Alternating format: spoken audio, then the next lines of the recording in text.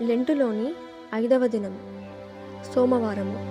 సిలువయందలి విశ్వాసము విశ్రాంతి. ప్రార్థన.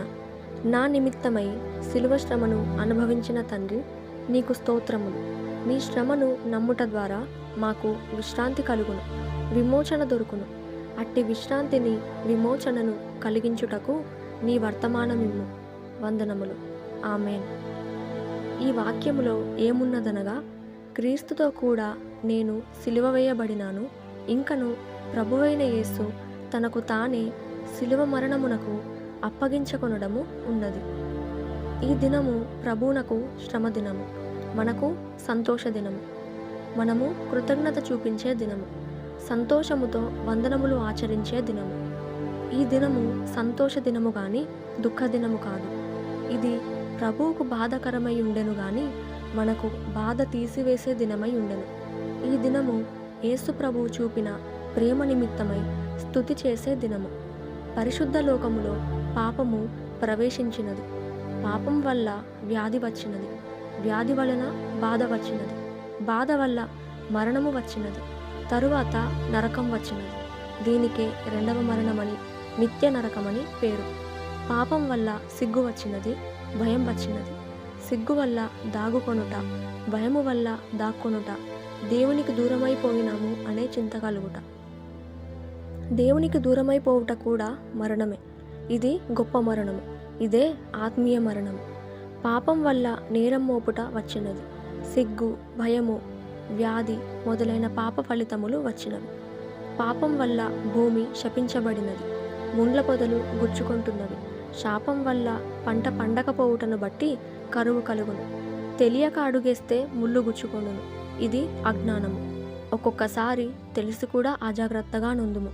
ఇది కూడా పాప ఫలితమే. ప్రేమకు బదులు కోపము, శక్తికి బదులు బలహీనత, పరిశుద్ధతకు బదులు పాపము, శుభ్రతకు బదులు అనాగరికత, జ్ఞానమునకు బదులు అజ్ఞానము, జీవమునకు బదులు మరణము, స్వతంత్రతకు బదులు విచ్చలవిడిగా తిరిగి మతి చెడిపోవుట మరియు అవిధేయత.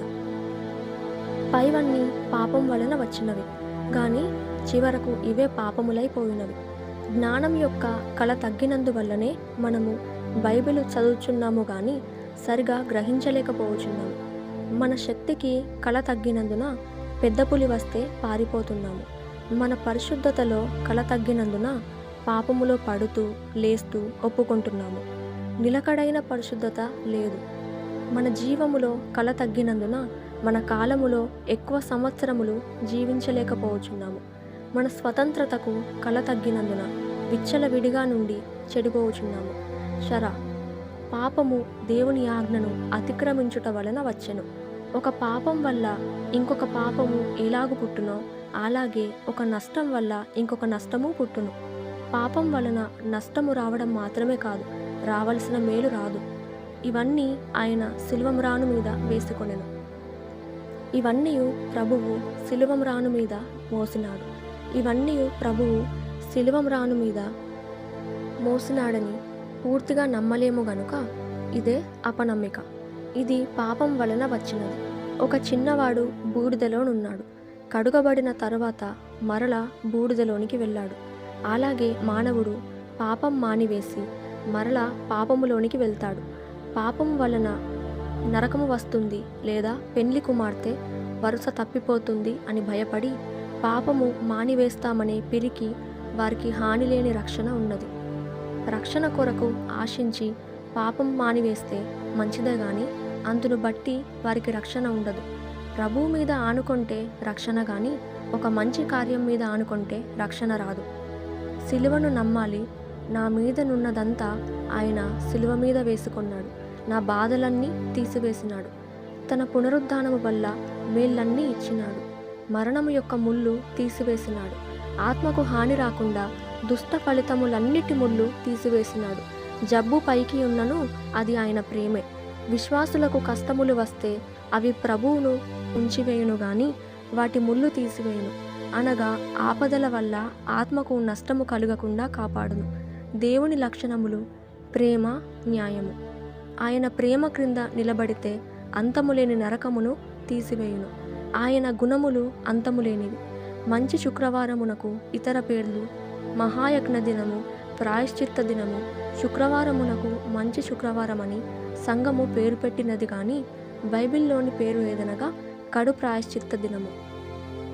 అనగా మనము పొందవలసిన శిక్షను ప్రభువు పొందిన దినము. బలి దినమున యూదులు గొర్రెపిల్లను సిలువ వేసినారు. దేవుడు తన కుమారుని బలి వేసినాడు. సిలువ అనే పేరు బైబిల్లో లేదు. అది అరవ దేశము నుండి వచ్చిన మాటగా తెలుగు బైబిల్లో ఉన్నది. తెలుగు భాషలో కొరత వేయుట అనే మరి ఒక పేరున్నది. అనగా సిలువకు వధ్యస్తంభము లేదా కొరత వేయుట అని పేరు. యూదులు ఈ రోజున పండుగ చేస్తారు. గొర్రెపిల్లను బలి వేస్తారు.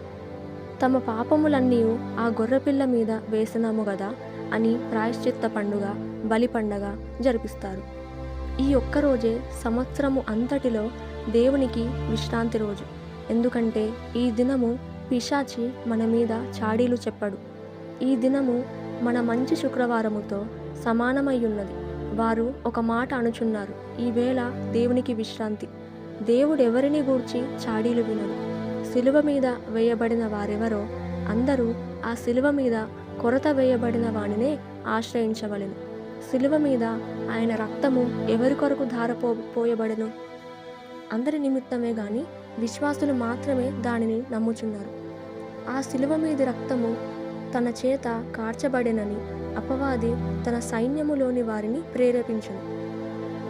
అవి మనిషి దగ్గరకు వచ్చి మనిషిలో ఉన్న దుష్ట నైజమును ప్రేరేపించును.